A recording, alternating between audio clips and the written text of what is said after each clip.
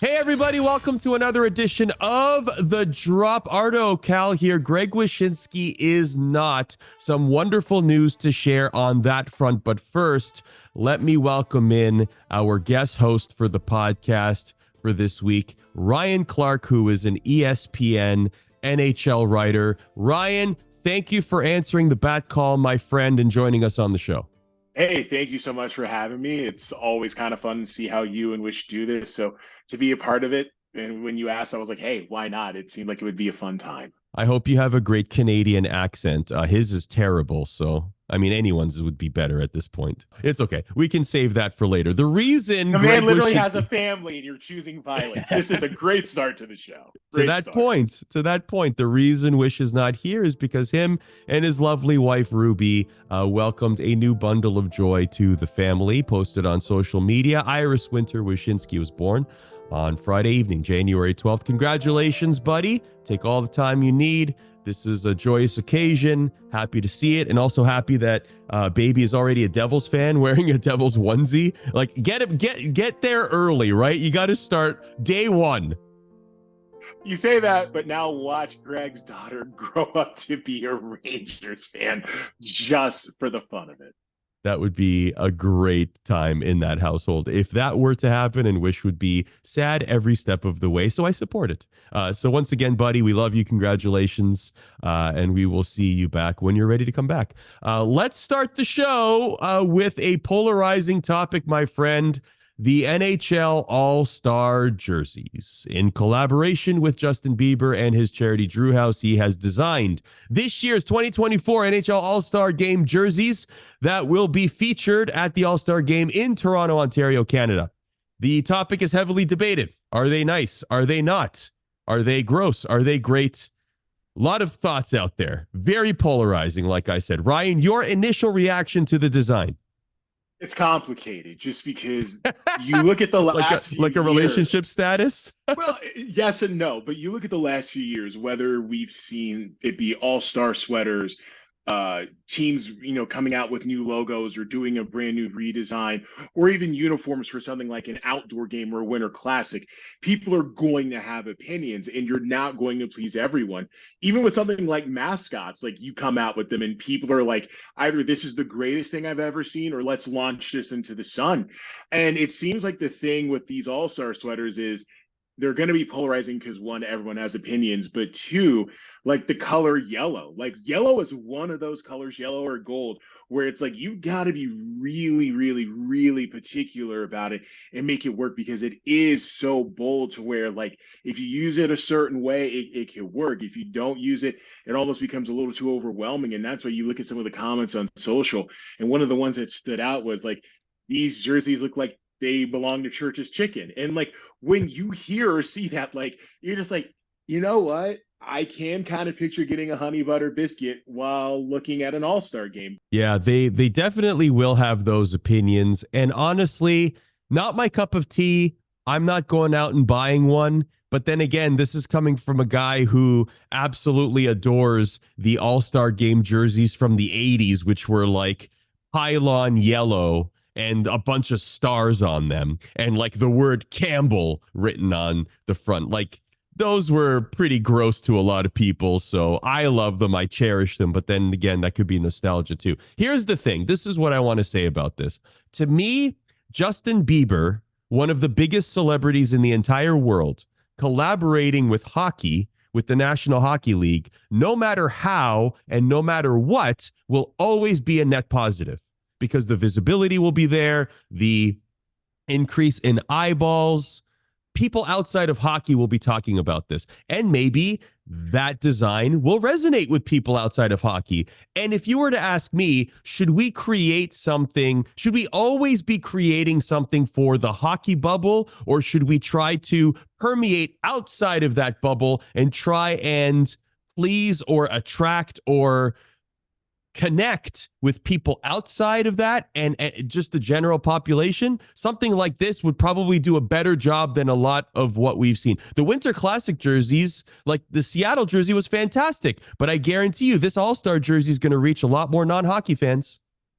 Well, not only that, but I mean, here's the reality of whenever we have these conversations about do you try to appease the people who are hockey fans or the people who are non-hockey fans, the hockey fans are always going to be there.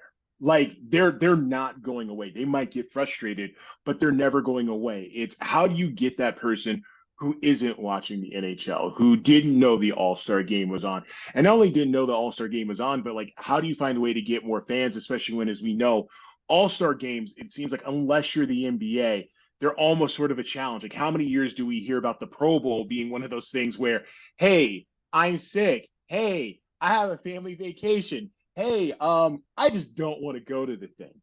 And with the NHL and just every league that has an All-Star game, you're always trying to find ways to branch out and gain visibility. And so if you could have someone like Justin Bieber design those sweaters, whether people like them, love them, somewhere in between, it's more attention that you are receiving than you got the day before, if that makes sense. The when you were talking about excuses there, what popped into my head was Artemi Panarin, handshake, Greg Wyshynski, using childbirth as an excuse not to go to the All-Star game. Actually, I think Wish might actually be there, but still. On to another topic now, and I feel, Ryan, like we have really upped the ante in terms of massive quotes in hockey, ones that really move the needle or just pique interest around the hockey world. I feel like it has increased this season over previous years. And the latest one has come from Toronto Maple Leafs head coach Sheldon Keefe. With the season halfway over, he's got some doubts, and this is what he had to say. 42 games in, I still have a lot of questions, quite honestly, about who is going to go out and you can say for certain is going to get the job done for us. Who are we going to rely on in those moments? Who's going to go out and get the job done? So that we don't hear that kind of quote, Ryan, every day from a head coach in the NHL, essentially calling out. You can interpret this as calling out the entire locker room if you wanted to, right? Because we don't know who he's not singling out anybody here. He's saying, I don't know who I can rely on. What do you make of this quote? It's not just so much not knowing who to rely on, but it's the fact that you're a team with Stanley Cup aspirations. Like there's going to be points in the season where coaches question what's going on with their team in the sense of consistency. Are they following through with what they're being told? That's going to happen. But when you think about the statement Sheldon Keefe gave, maybe that's something you expect of a team that's trying to get into the playoffs, someone that went to the season thinking maybe they're a bubble team, or a team that, like, let's say they're closer to a lottery spot than they are the wild card. And we all know what the aspirations are and the objectives are, which is it's to not only get into the playoffs and not only win beyond the first round, but win the whole thing. And we're having this conversation in the middle of January. Like, it raises some serious questions about that team when there's already other questions about that team that we've been talking about for a while with things like secondary scoring. And you look at what their goaltending situation has been this season, that's another question. And now you're just adding one more layer to what's been a really interesting season for the Toronto Maple Leafs. What do you think this will do to the locker room? I'm very curious if this will be the quote that we look back on and say this was the real public turning point for Sheldon Keefe's tenure with the Toronto Maple Leafs. You hear something like this and you just can't, like, as a player, of course you're a professional, you push it aside, you get the job done, all of those things, but how do you not hear that and say, maybe my coach doesn't rely on me, or maybe it's something else. Maybe the room is lost. To your point, there's so much going on there. Years and years of first round exits and the expectations of one of the biggest hockey markets in the NHL. I find it difficult to resolve all of that. And I can't help but see this. I don't want to say the beginning of the end, because you never want to call for someone's job. But this is a very, very weighty quote to me, Ryan. Honestly, it speaks volumes to me. It does. And as for how it's received in the locker room, look, it's really hard to say because on one hand, maybe there's a part of you that goes, did that need to be kind of voiced out there publicly? But then on the other, maybe it did because some people needed to hear those things. And like you were saying earlier when we started this segment, when you think about some of the quotes that we've heard, let's not forget what Devontae said after what the Avalanche had after one of their games, where he was like, look, there are guys who think they're playing well and doing things, and they're absolutely kidding themselves. And that's going to happen. Like, people are going to put out messages with the hopes that everybody hears it, that it resonates. And look, one of two things are going to happen. The Leafs are going to find the consistency they need in certain areas and start winning games and cement themselves in the playoff picture, or they're not. And it seems like no matter what they do, there's going to be questions of like, hey, what does the next step look like for Sheldon Keefe?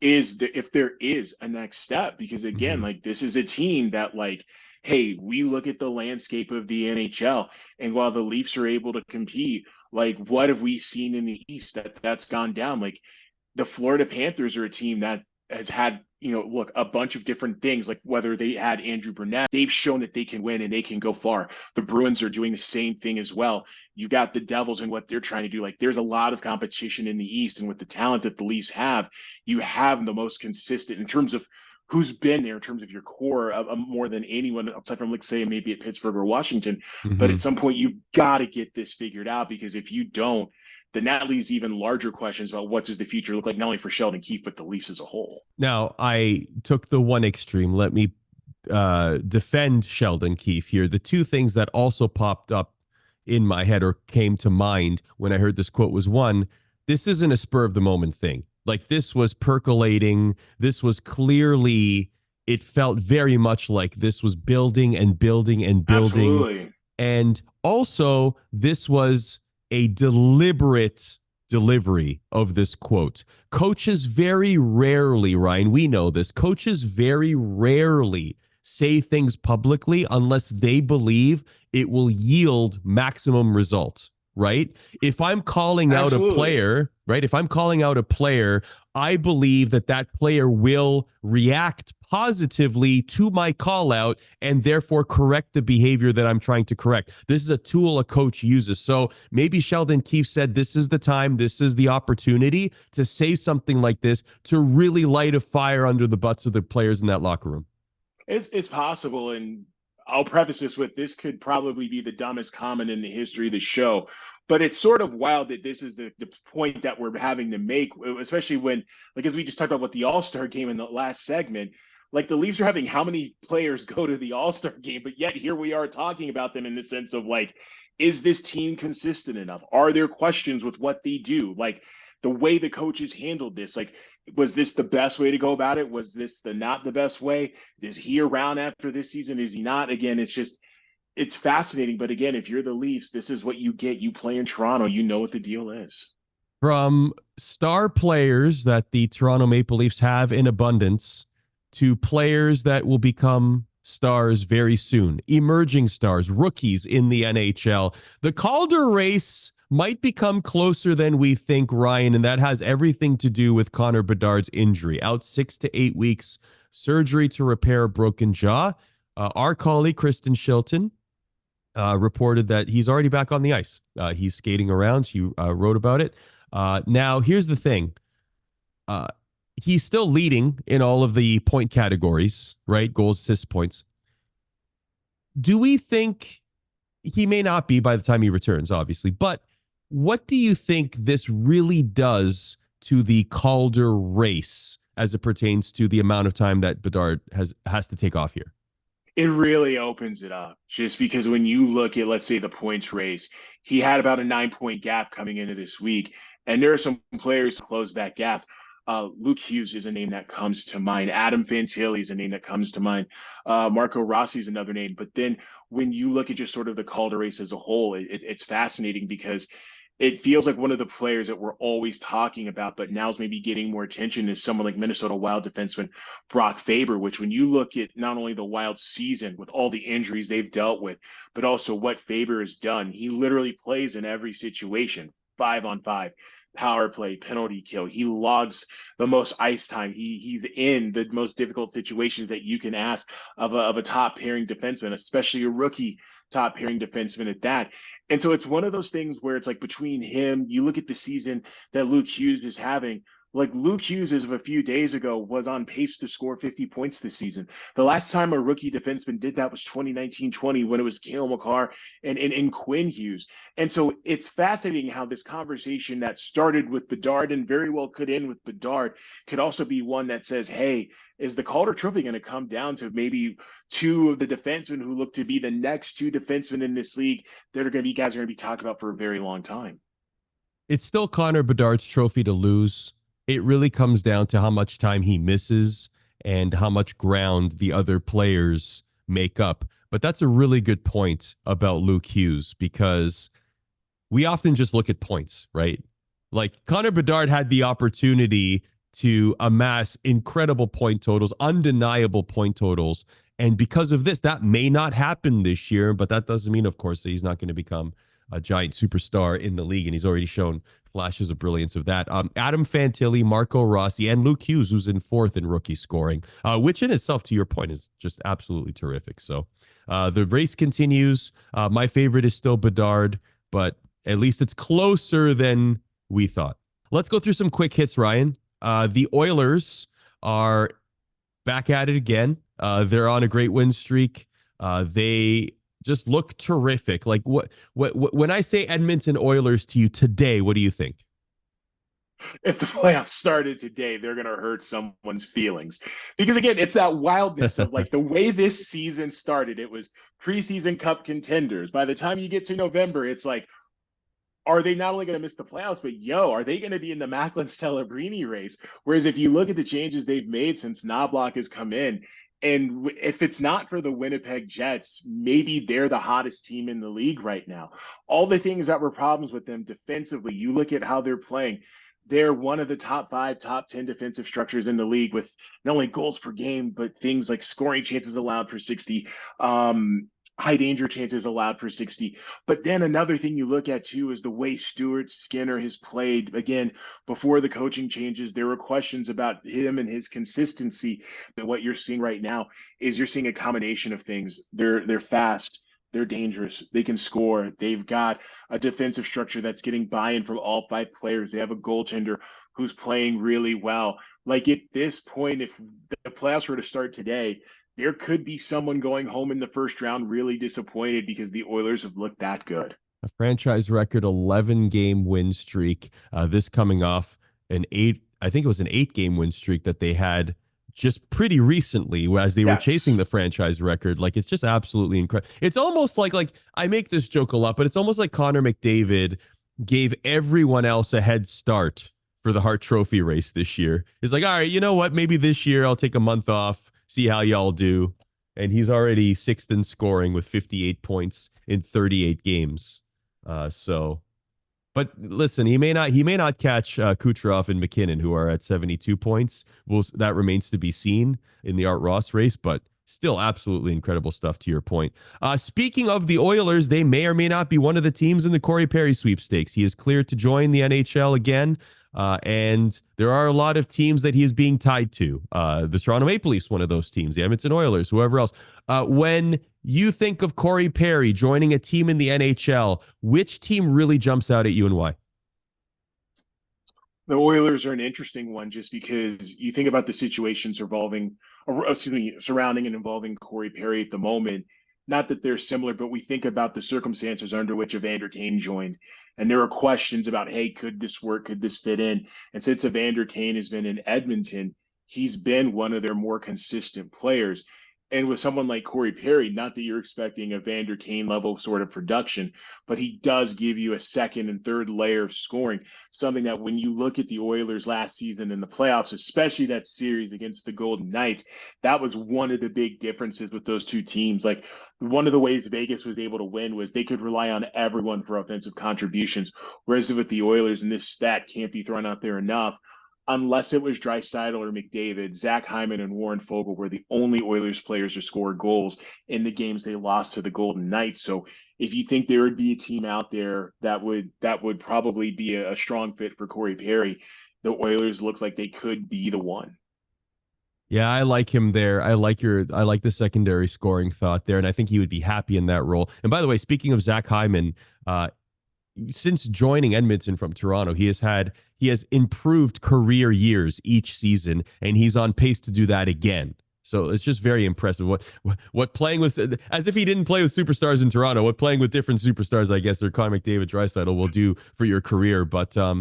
But yeah, Edmonton is an interesting one. Even Toronto, the any team that really needs secondary scoring, right? Like it'd be interesting to see where he lands. I'm going to throw a couple of other names to you, whether it's a UFA at the end of the year or someone that has also been on the trade block, at least rumors wise. And you tell me the teams that jump to your mind instantly. Trevor Zegras. Colorado would be interesting just because of the second line center conversation. But at the same time, Philadelphia would be fascinating just because it would be. I know we're going to get into Sam Reinhart in Florida here in a bit, but you kind of wonder about Florida. Here's the reality with Trevor Zegras. Like, there's going to be a lot of interest. He's a young player. He gives you top six potential. He's someone that you know is going to be able to help you in a lot of different ways. A lot of teams would like to have him, but it's like anything. Like, what sort of capital does a team have that they can sort of part with to go get someone like him? And at this point, like, again, there's all these teams that could be options, but to say which one makes the most sense, here's the answer. Whoever can offer Anaheim the most attractive package if it gets to that far. If it gets that far. Imagine the storyline of Trevor Zegras joining a John Tortorella-led team if he were to go to the Flyers. Can you imagine that? It would be incredible. It would be fascinating, but at the same time, like Tortorella's track record, like you think about what he did with Vincent LeCavalier, Brad Richards, like you think about what he's done with young players in his career, and it'd be interesting to see what someone like him could do with someone like Trevor Zegras, but also you just sort of wonder like what would it be like for him to go into a different environment, just because the fact that we're having this conversation about Trevor Zegras possibly being moved, it's wild because it wasn't that long ago we were all, and we still kind of do look at the Ducks as like, hey, could they be that next young team that assembles all these pieces and sort of takes off? Again, that's still a possibility, but to think that they could do it without Trevor Zegras, like who would have thought that 2 years ago? But also, I guess him and Jamie Drysdale are like best friends, and you're right. Torts does develop. See, the thing is that I guess I'm colored by I was on the desk with him when we were talking about the Michigan, right? And they did have a conversation. He did say that. Torts did say that they did have a conversation after the fact, and they talked it out. And I do think that there would be positives there. I do think that I guess where I'm getting at is the Flyers overall. Do they add at the trade deadline? Like I guess what I'm wondering is this is an unexpected year for them. I think everyone can agree on that. Like the fact that they're in a playoff spot and competitive, and quite frankly, people are now talking about, well, they're going to make the playoffs here. You know, like that's what the conversation we're having with the Flyers right now. And that's not something that a lot of people were talking about at the start of the season. But is this a we need to add pieces kind of year? I'm still not sold on that with the Flyers just yet.